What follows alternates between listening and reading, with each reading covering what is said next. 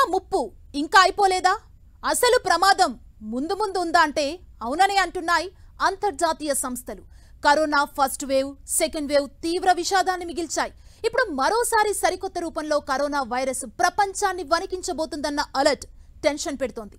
ప్రపంచ వ్యాప్తంగా కరోనా కేసులు ఒక్కొక్కటిగా పెరగడం మొదలైంది. 2 వారాలుగా అమెరికాలో కరోనా కేసులు పెరుగుతున్నాయి.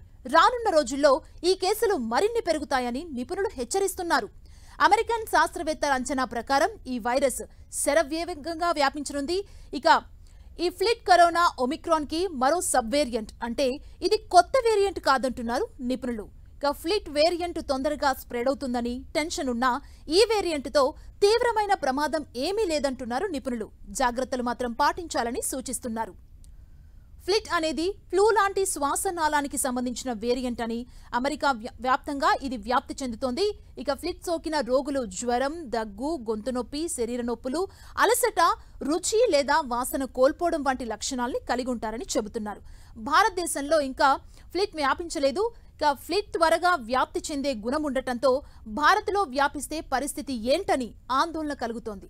వ్యాక్సినేషన్, మాస్కింగ్, శ్వాసకోశ పరిశుభ్రత వంటి నివారణ చర్యలు చేపట్టాల్సిన అవసరం ఉందంటున్నారు నిపుణులు.